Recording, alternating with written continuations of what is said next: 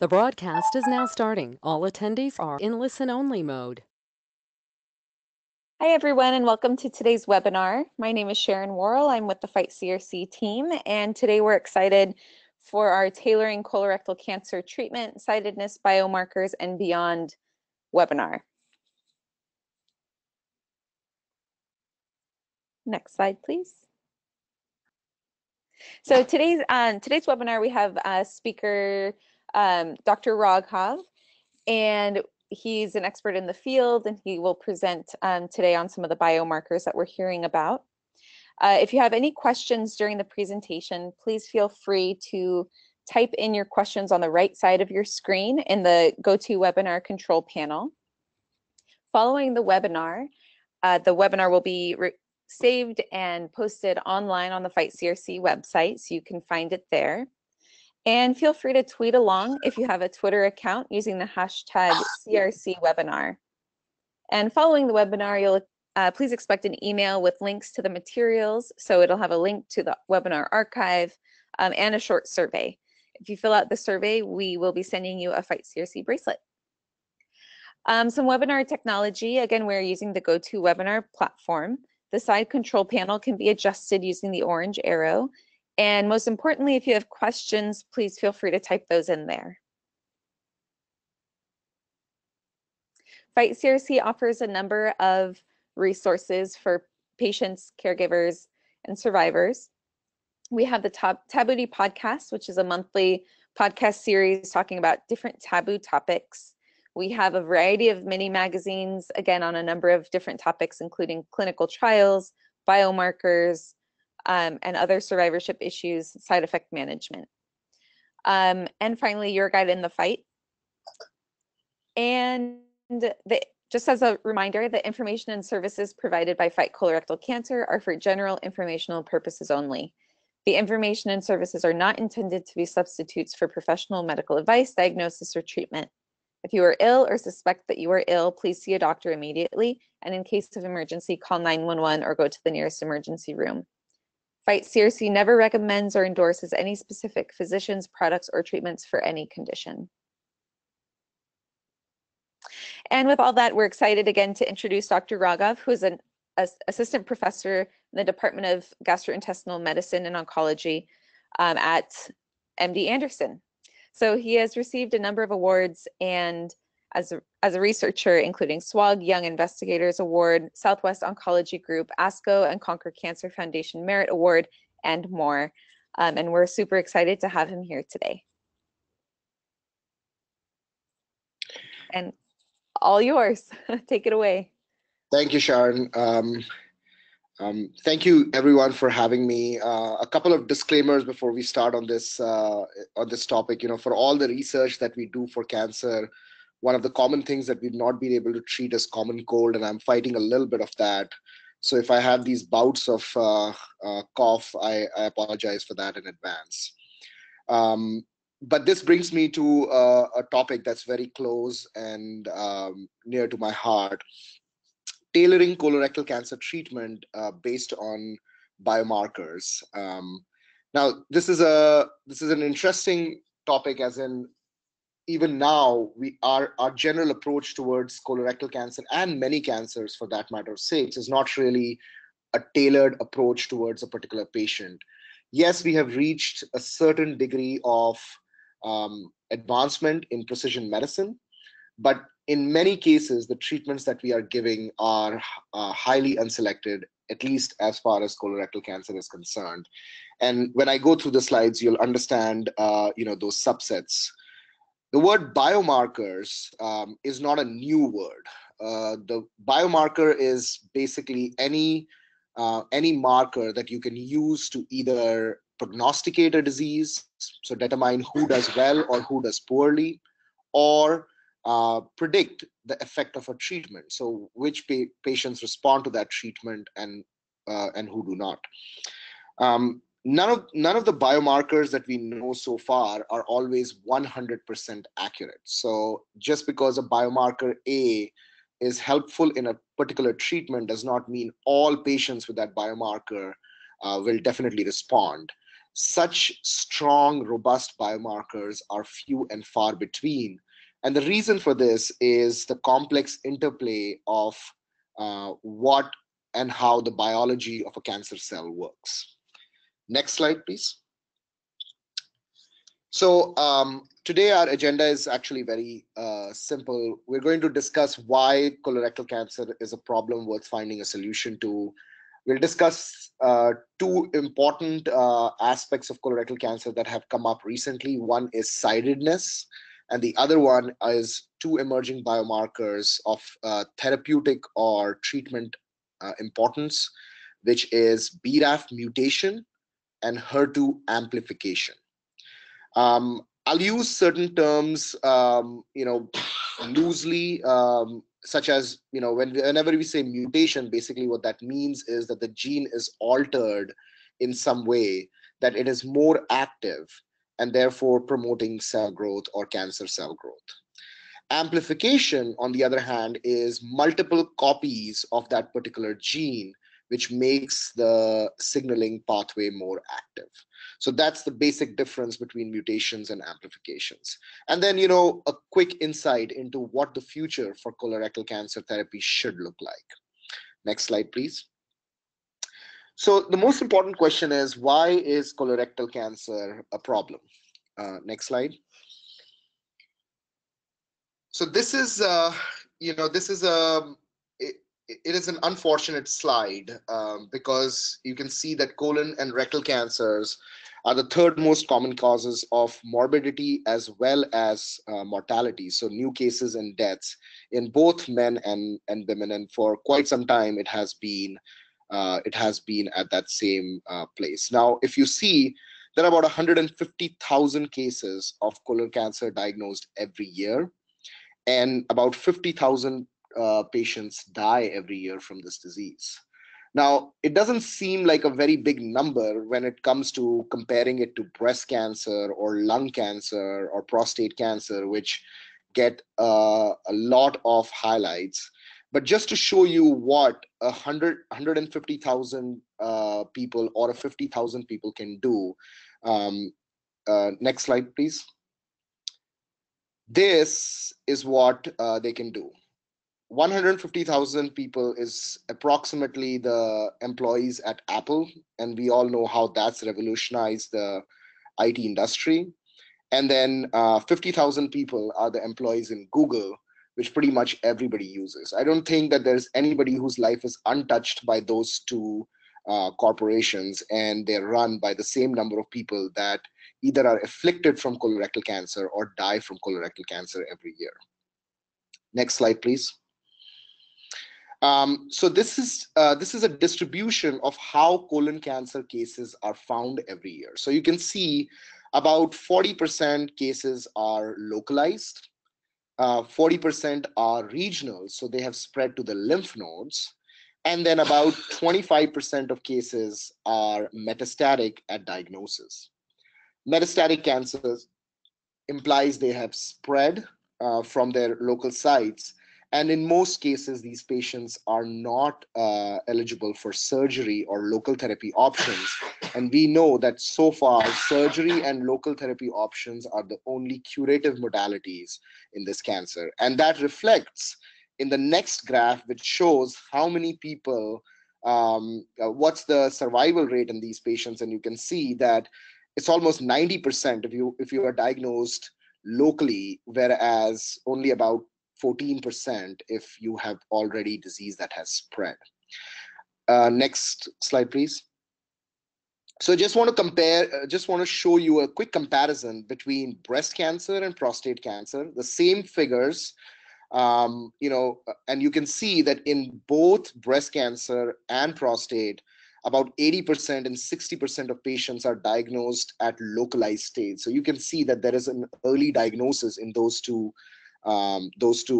diseases. And you can also look at survival, which is clearly much better than what we do in colon cancer, not just for locally advanced local and regional diseases, but also in cases of distant metastases. So just to emphasize that there is a long way to go as far as this disease is concerned. Next slide, please. And this brings me back to a favorite topic of mine, which is in colorectal cancer, prevention is truly better than cure. This is a table that came from one of the studies in which colonoscopy and sigmoidoscopies, which are established ways of screening for colon cancer, were seen. And as you can see, in the total number of years that the study was run, I just want you to look at that. That number of deaths in no screening cohort was 349, and in the screening sigmoidoscopy and screening colonoscopy, it was only 73 and 52. That is preventing colon cancer and subsequent death in so many patients. So we cannot underemphasize the value of prevention in this disease. Next slide, please. So this is the figure for how colonoscopy is being used in the United States as of 2015, and you can see that, you know, at best 76%, especially in older individuals, whereas where it would matter most, i.e. in ages 50 to 59, the colonoscopy check rate is only 54%. Next slide. Just want to compare this with breast cancer screening as well as cervical cancer screening, and you can see that those cancers get screening over 75%. And I think that is partly responsible for catching those cancers early. So, you know, this is one thing that we should not forget whenever it comes to education in general. Next slide. So what is the current treatment paradigm of metastatic colorectal cancer? Next. So right now, metastatic colorectal cancer is treated using chemotherapy, and then you add to it a biological therapy or targeted agent. This is the general principle that we use. And whenever I talk about metastatic colorectal cancer treatment, what I'm talking about is treatment when you are newly diagnosed. There are some new drugs that have been approved in patients who have already progressed on 2 or 3 different lines of chemotherapy, but those drugs are less than optimal with regards to their toxicity and efficacy, and I won't be talking about them. So we'll be talking about chemotherapy and biological therapy. So the chemotherapy is usually FOLFOX or FOLFIRI, and you all must have heard these words. And then biological therapy is either bevacizumab, which attacks the vascular growth factor. So, you know, it inhibits blood vessel formation that helps the cancers grow. And then cetuximab and panitumumab, these are 2 drugs that attack the epithelial growth factor receptor, which is a growth signaling pathway. Now, this figure on the right side, it looks very complex, but the reason why I specifically put that figure there is for you to understand that all these growth signals that help a cancer cell grow or a colorectal cancer cell grow are very complex, and therefore designing a drug that targets any one of these factors which supports the cancer and its growth is a very, very tough job. Next, please. So when we talk about chemotherapy, we know that FOLFOX is as good as FOLFIRI. They have different side effects, but with regards to their efficacy, they are pretty much the same and can be used interchangeably. And bevacizumab, which is the growth factor, vascular epidermal growth factor receptor inhibitor, does not have a biomarker as yet. So we do not know who are the patients who benefit from it and who are the patients that don't benefit from it. Therefore, it can be used in all patients with metastatic colorectal cancer. The trick is using the anti-EGFR agents or cetuximab and panitumumab. And these drugs, we know, do not work in patients who have mutation in a gene called RAS mutation. The gene is called RAS, and RAS mutations is a contraindication to giving these drugs. So if you look at this table, this was one of the bigger studies done to look at this effect. And I just want you to look at the overall survival with colon cancer, and you can see that when you give these agents, the overall survival, when you do not have any mutation, is about 28 months. And if you give chemo by itself, it's only about 20 months.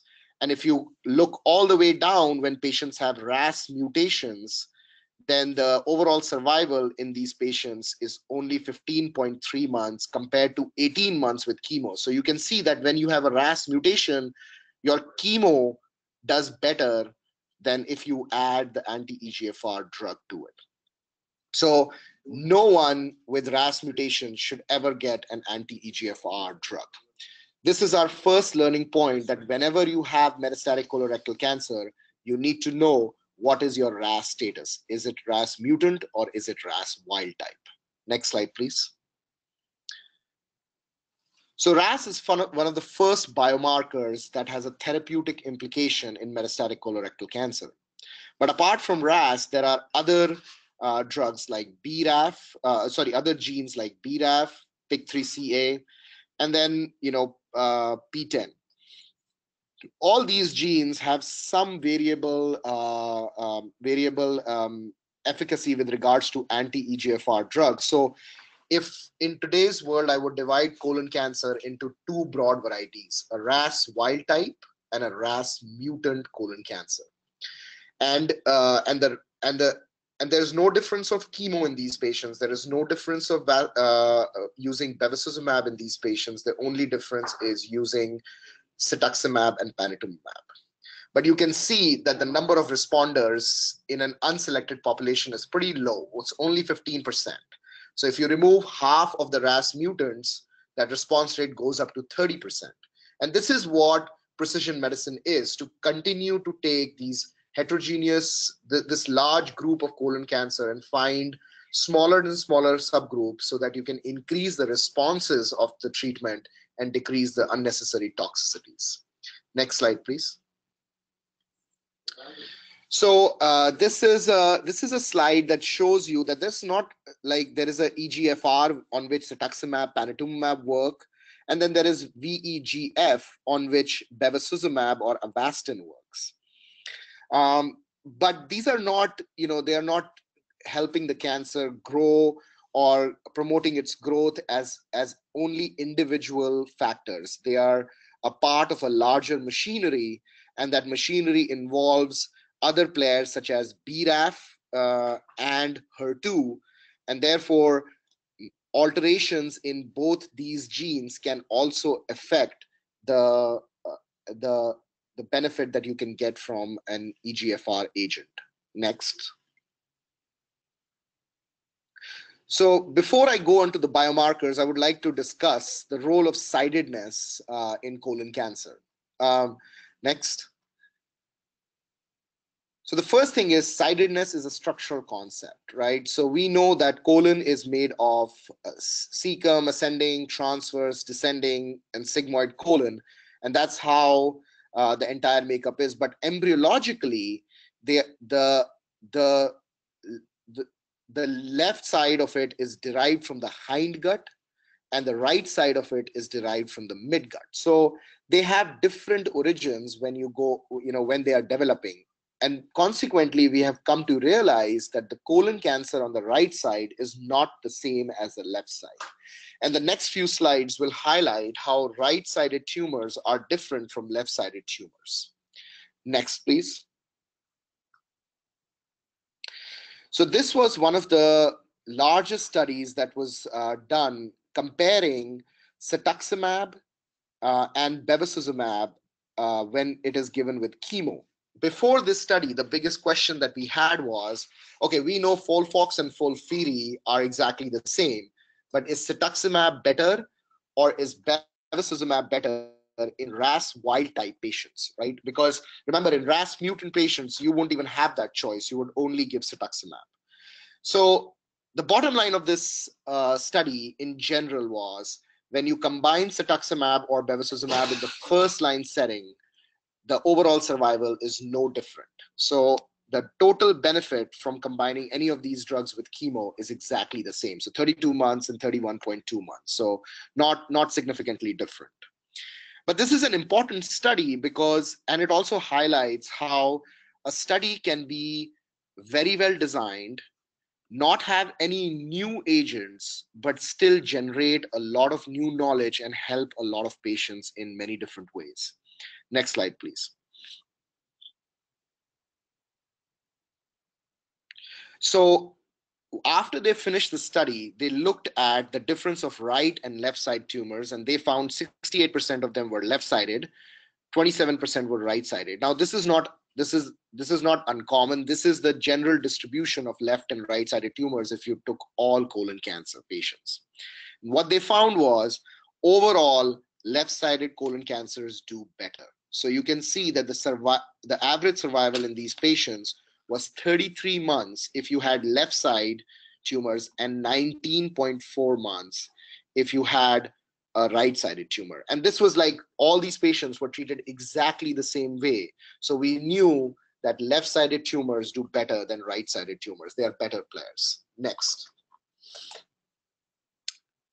But what was very interesting was that even though left-sided tumors were very well, and these are survival curves. So just for those who haven't seen these curves, all you do is you chart a y-axis and an x-axis, and there is months from the study entry on the x-axis, and as the patients die you keep plotting them. So if that line is more up, that's good. If it's down, then that's bad, because that means that less and less people are surviving. So if you look at that white line, which is the left-sided tumors, in the patients who got bevacizumab, you still find that left-sided do better, 31 months versus 24 months.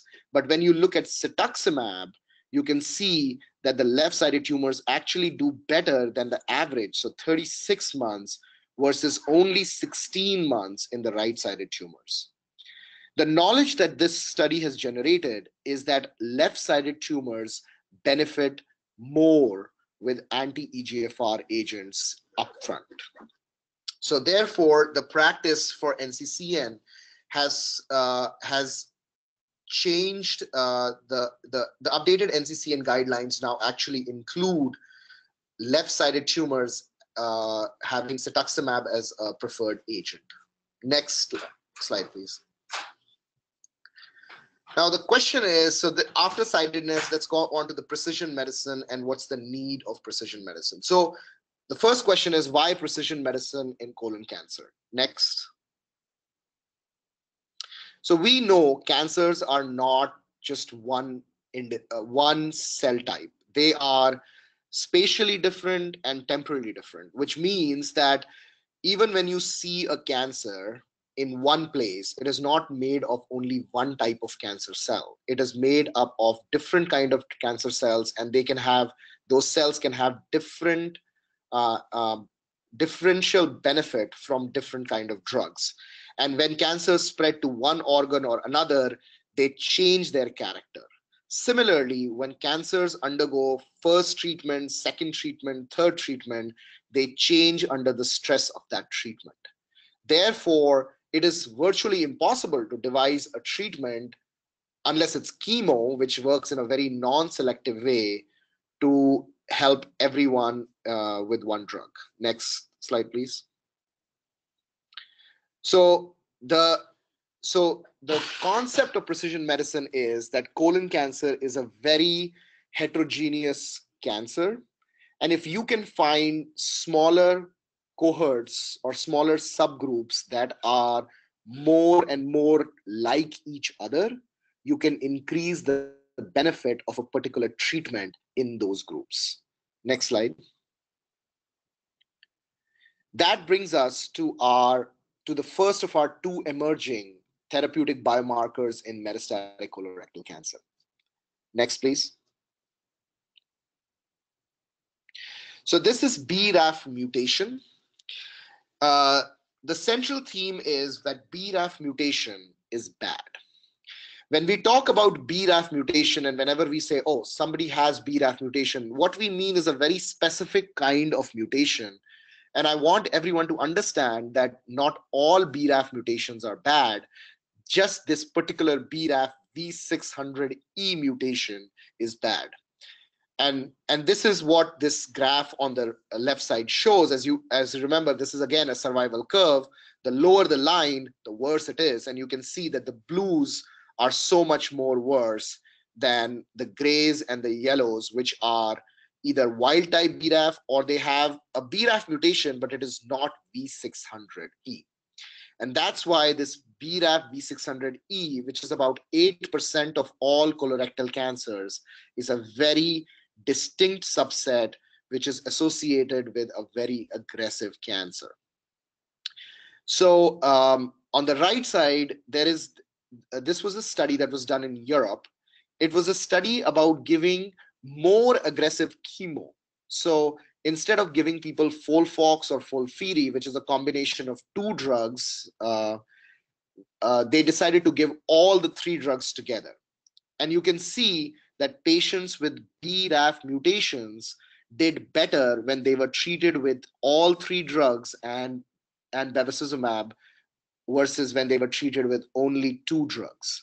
And this is understandable because these are so aggressive tumors that you need to be very, very aggressive with regards to your chemo. But even then, the average survival in these patients is about 19 months. So therefore, there is still a need to do something more than just give chemo.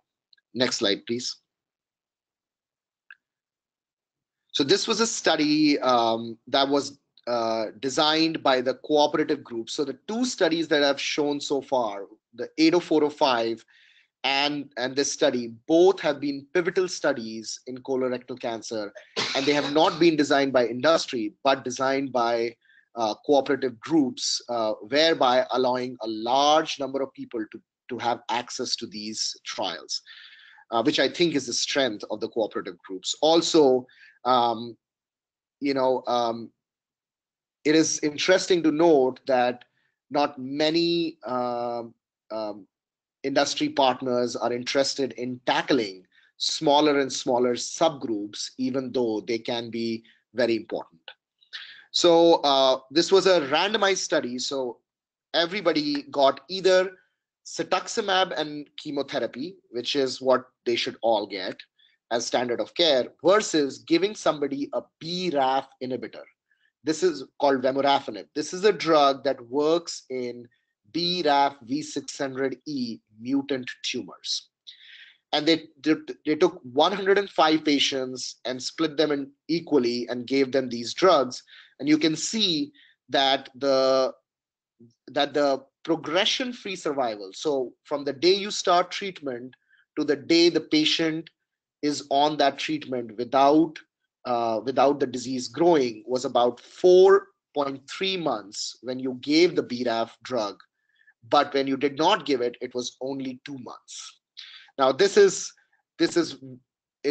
a dismal group because these are so aggressive tumors that they do not respond to the standard chemotherapies, especially cetuximab and irinotecan.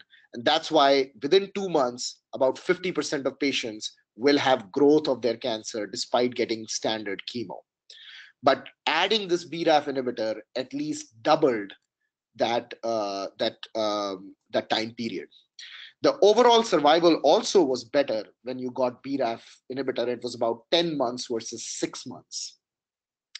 Now, Vemurafenib, cetuximab, irinotecan is a part of NCCN guidelines in patients with BRAF V600E mutations. So this is a regimen that's now available to all our BRAF patients who were having very poor outcomes prior to this. Next slide, please. But because the survival is still about 10 months, we need to do better. So there is a large phase 3 study, and I apologize that this is not showing up very well, but this is called the Beacon study.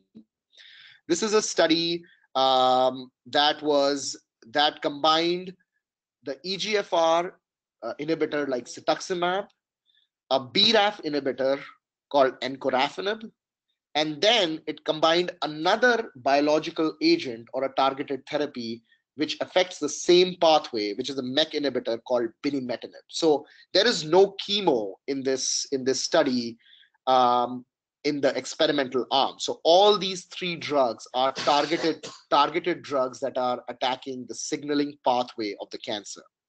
And this is a phase 3 study that is currently ongoing.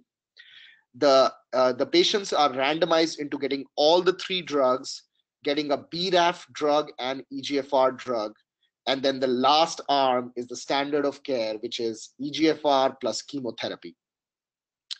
The study results are not yet out, but the initial results from the first part were presented. Basically, what it showed, there was some sort of there was a decrease in tumor size greater than 30%.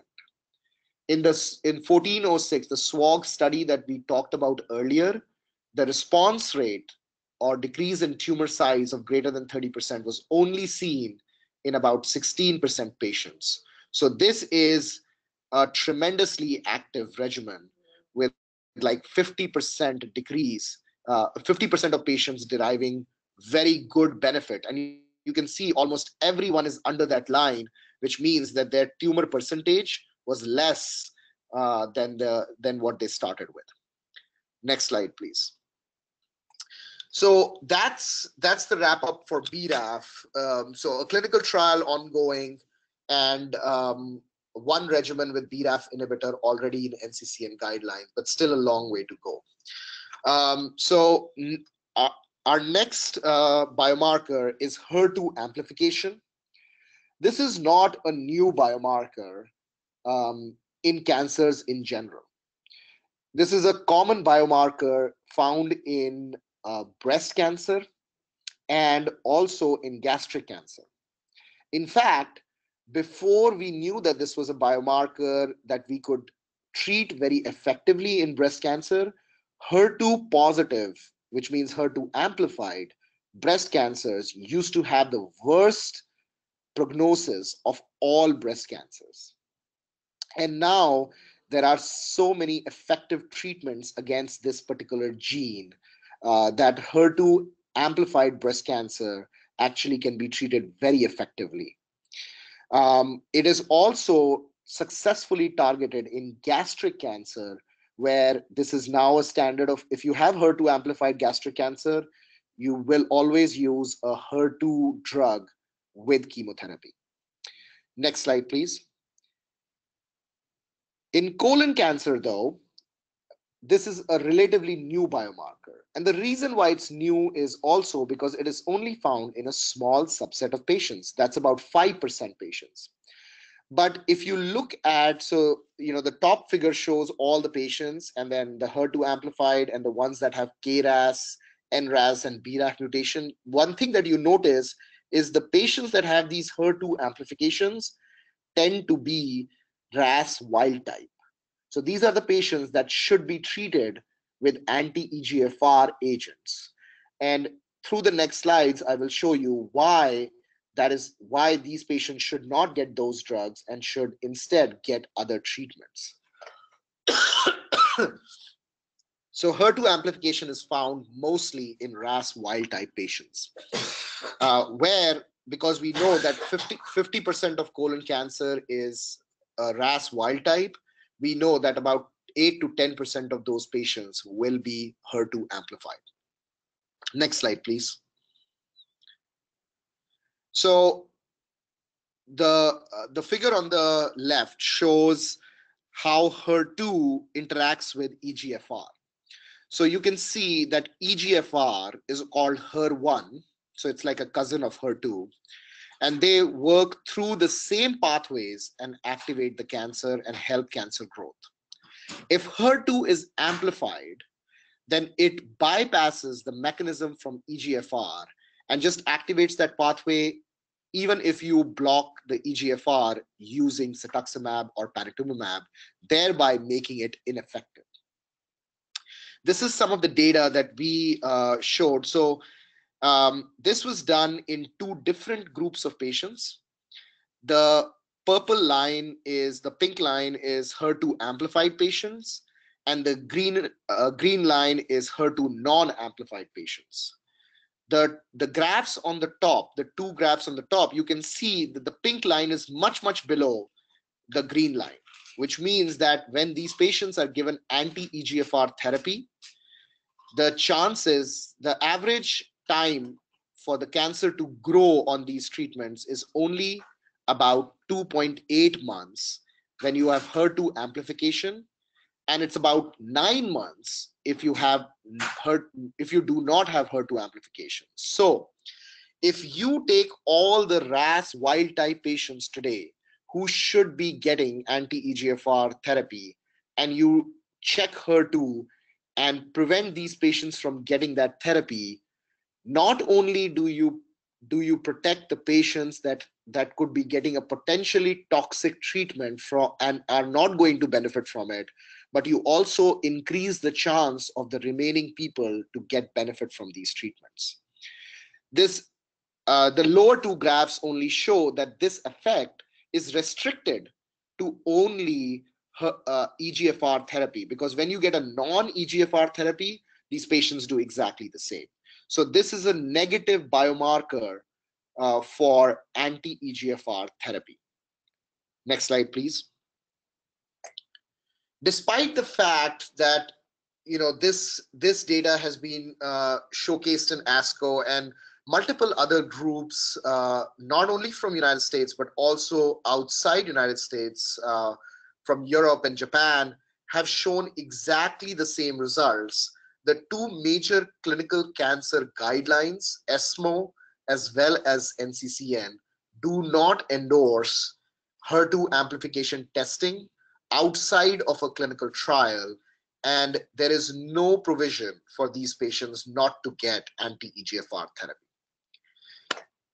But HER2 is a very interesting factor, because not only does it tell us who is not going to benefit from EGFR therapy, it also gives us another treatment option for patients. So one of the most frustrating things as a physician is sitting in front of a patient and telling them, you have a RAS mutation. Because all I can tell you is that you have this mutation, and therefore I cannot give you one of the drugs that is effective. But to tell someone, okay, you have this biomarker whereby I can prevent the toxicities of a standard treatment because you're not going to benefit from it. But not just that, I can actually give you another option out for treatment. I think that would be a very satisfying biomarker for precision medicine. And the reason why this is true is these are two different studies that were done, one in Europe, one in US, using slightly different drugs, but all of them were targeting HER2. And they found that nearly 30% patients had a response to these drugs. And these were heavily pretreated colorectal cancer patients. So all of them had all standard treatments. Despite that, you can see many of these patients responded to treatment. The other thing you can see is that the median PFS was about 4.5 to 5 months. Right now, the standard of care for these patients would be one of two drugs, Vemurafenib or TAS-102. The average progression-free survival, the average time for the cancer to grow on those treatments, is less than 2 months. So this is a promising option for patients with HER2 amplified colon cancer. But despite these two, because these two studies were single-arm studies, they were not randomized studies, HER2 therapies are not FDA approved in colon cancer. They are not a part of either NCCN or ESMO guidelines. And therefore, to get patients access to this treatment, we need to establish the value of these treatments in randomized studies so that they can get registered, they can be approved, and they can be accessible to all our patients, not just patients on clinical trials. Next slide.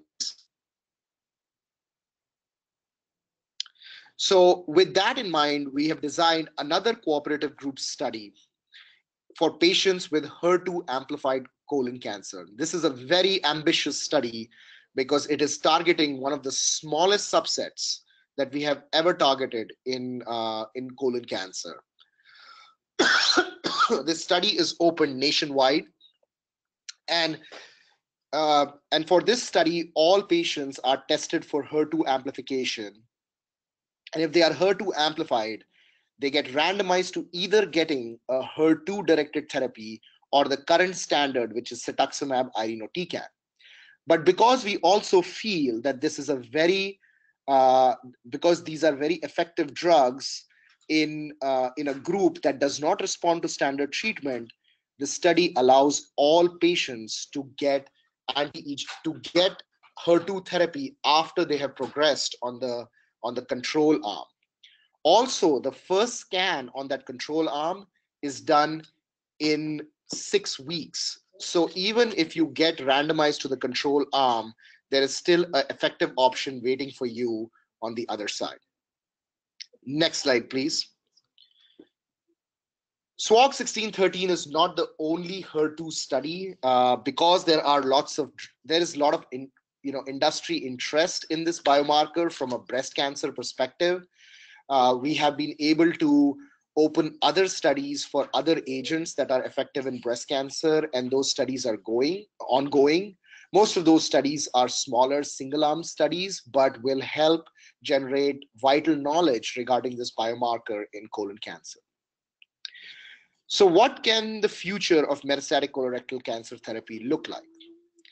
Before we go on to that slide, I'd like to kind of summarize at least a few biomarkers, which I think every colon cancer patient, physician treating colon cancer, and family members of people who have colon cancer should know about. I think the basic knowledge about any colon cancer today should be what is the stage of my cancer, what is my RAS mutation status, what is my BRAF mutation status, what is my HER2 amplification status, and not to forget your MSI status, which is microsatellite instability, because we know immunotherapy drugs are very effective in this treatment. And because my presentation did not cover that, I don't want to underemphasize the value of this, because immunotherapy drugs are potentially one of the most effective drugs in that group. Again, it's a small subset, which is only seen in about 3 to 4% of patients with colon cancer. Next slide, please. So, all these mutations tell us one gene that's defective, and then we are trying to tailor therapy according to that. Unfortunately, there is not just one gene in a cancer cell. There are lots of genes that work together to drive that growth. And this is one of the efforts that showed us that colon cancer can broadly be defined into 4 different groups based on these genetic profiles. So not just one mutation, but an entire genetic profile. And you can see that some of those profiles are very specific. Like, for example, if you have a CMS1 profile, those patients tend to be more of the BRAF mutated patients. They are the ones that are MSI patients. They are the ones that are right-sided tumors, right? And basically, at some point of time, we may be able to integrate not just one gene into the treatment of a patient, but their entire genetic makeup, which is driving the biology of the cancer.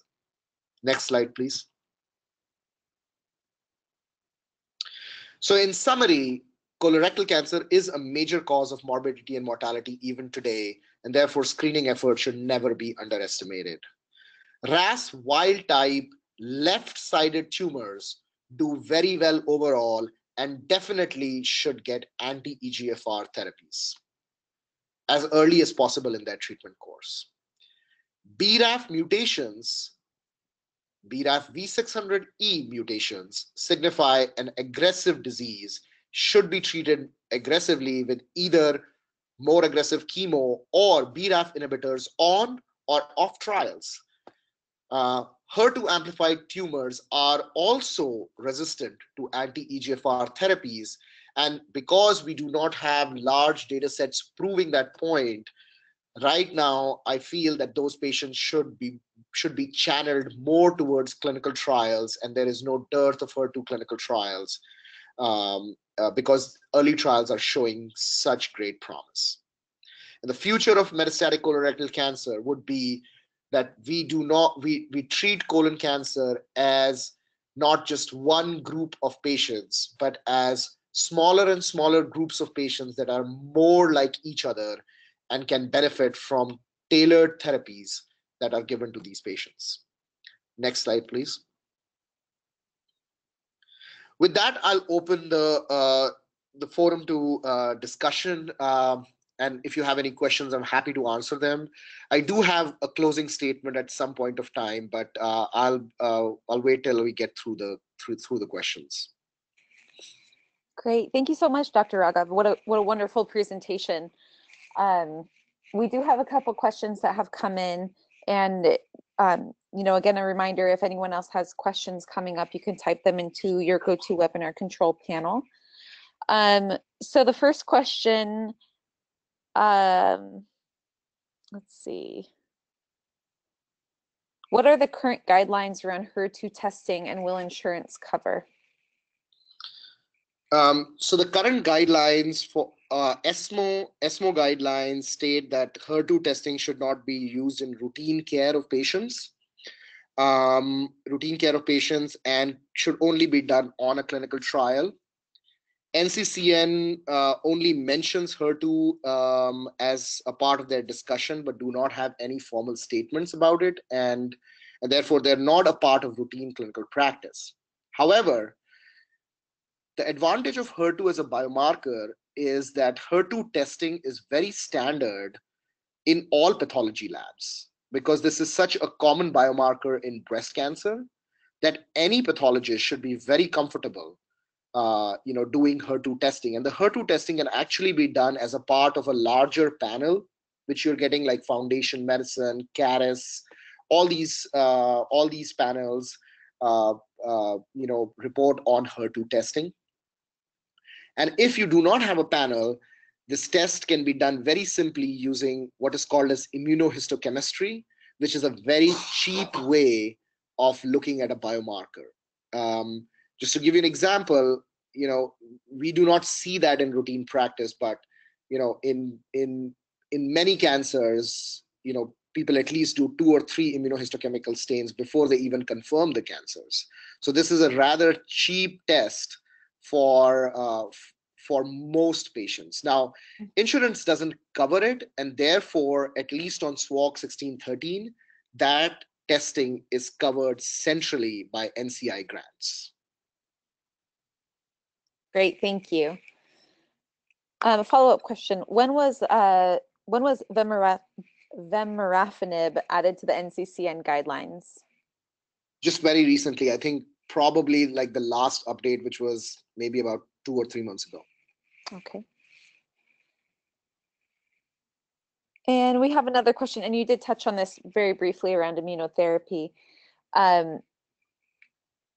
What are the biomarkers for immunotherapy, and is it a good option for KRAS mutation? I know we don't have to get into it, but if you could just briefly. No, absolutely. So right now in colon cancer, the only biomarker for immunotherapy is MSI high, which is about 3 to 4% of all colon cancers. Majority of patients with colon cancer have what is called as MSS colon cancer, or microsatellite stable colon cancer. There was some interest in the value of immunotherapy in this large 95% population using combination of immunotherapy. So we know that single agent chemo does not work in these patients. But the rationale is to combine immunotherapy with targeted drugs so that you can help immunotherapy work better. So this was, there was an early study which showed some promise, but more recently, the phase 3 study that was done using the same combination of immunotherapy with a targeted drug called cobimetinib was presented, and unfortunately, did not show any significant effect in MSS stable or microsatellite stable colon cancer. There are multiple studies ongoing with other combinations, but so far I would say that immunotherapy on MSS colon cancer or KRAS mutated colon cancer should be only done on a clinical trial. Okay, thank you. We have a couple more. Let's see, please explain the difference between RAS and BRAF testing. Right. So, RAS and BRAF, so RAS gene is a complex of like KRAS and NRAS genes. BRAF is another gene.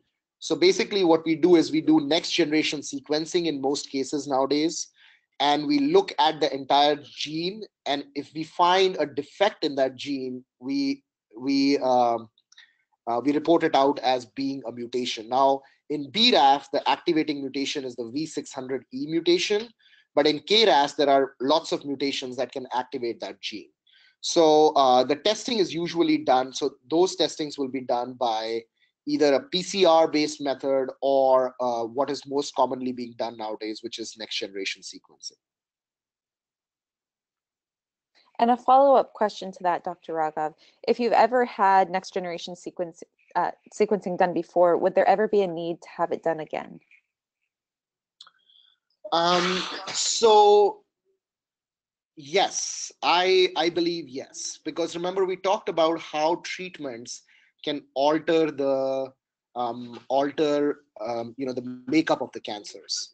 Unfortunately, this is not a practice that is endorsed by guidelines, and at least for now, not endorsed by guidelines in colon cancer.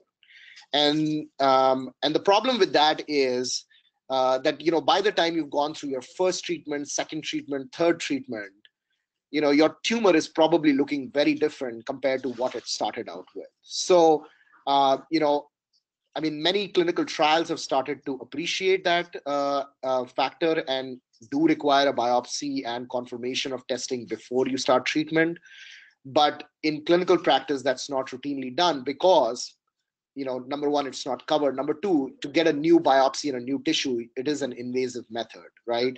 But there are recently more innovative methods of doing sequencing, one of which is liquid biopsy testing, such as one that is offered by Foundation or by Guardant 360, which is basically looking at the DNA of the cancer in the blood. Great, thank you. That's helpful. We'd have, if you have time, I know you had a couple additional comments. We have just two more questions here. Sure. What can be done to help further the cause of having more and eventually all colorectal cancer patients tested for HER2 amplification upfront? Right. So we are trying to generate more and more data regarding this. Right now our knowledge about HER2 amplification and the effect on anti-EGFR comes from smaller studies. We are trying to harmonize our efforts internationally. We are also trying to see if we can get tissue and testing from larger studies so that we can show this effect more robustly. Hopefully that would convince the guidelines to include this as a part of standard testing. However, we do have a randomized study ongoing, and if this trial is successful, not only will it establish HER2 therapies as a standard of care for these patients, but because we have half the patients that are being treated on cetuximab and irinotecan, we would be able to demonstrate in a prospective fashion the lack of benefit of standard chemotherapy in these patients. And I think that at some point of time in the near future, we will be able to get this as a standard testing for all our patients. Awesome. Thank you so much. I think that's it for our questions. We got a couple comments. Thank you coming through. So Dr. Raghav, I know you had a couple additional comments before we close out and wrap up for the day. Right. So I just wanted to go back to that last slide of mine. So one of the themes that you saw probably today throughout the presentation was I kept using the word rare, small, smaller subgroups, and the reason why. So the ultimate aim of precision medicine is that I can treat a patient individually, right? So not that, oh, this chemo works in all colon cancer, but whether this chemo works for one particular patient or not. And that those are very hard studies or hard trials to do. But we can tackle these smaller and smaller subsets. And we have tackled these smaller subsets in MSI high colon cancer, which is very, very small subset of colon cancer. But even in those small groups, such an effective treatment has radically changed the way we treat these patients today compared to how we treated them 6 months ago or a year ago. And more recently, I lost someone who was like close to me, a very vibrant 16-year-old girl who was unfortunately suffering from a very rare cancer, which, no treatment options, clinical trials, few and far between. And I cannot tell you how much of a struggle was it for us to find trials for this girl who wanted to do nothing but watch movies and enjoy her life. And unfortunately, she passed away in April this year. And this always brings me back during discussions with industry, during discussions with academia, during discussions with patient groups about the challenges of treating rare populations. Like, why and how will you do a large study on a rare population? And I don't think the question is how. I think the question is, why should we not do that in these rare populations? And it brings me back to one of my favorite TV series, Doctor Who. I'm sure some of you have watched it. But he said that in 900 years of time and space, I never met anyone that wasn't important. And if we are able to treat these patients, and even though they are 4 to 5% of all colon cancer patients, 50 years from now, that is going to end up being 50,000 patients, the same number of people who drive Google, which is such a radical IT effort, right? And therefore, I feel that these rare tumors should be tackled. And as long as we have patience and we have awareness behind this, I think we can make these clinical trials successful and increase the access of these drugs to patients. Well said, Dr. Raghav. Thank you so much. What a wonderful presentation. And we really appreciate you taking the time to share all this with us today. Thank you, everyone, for joining.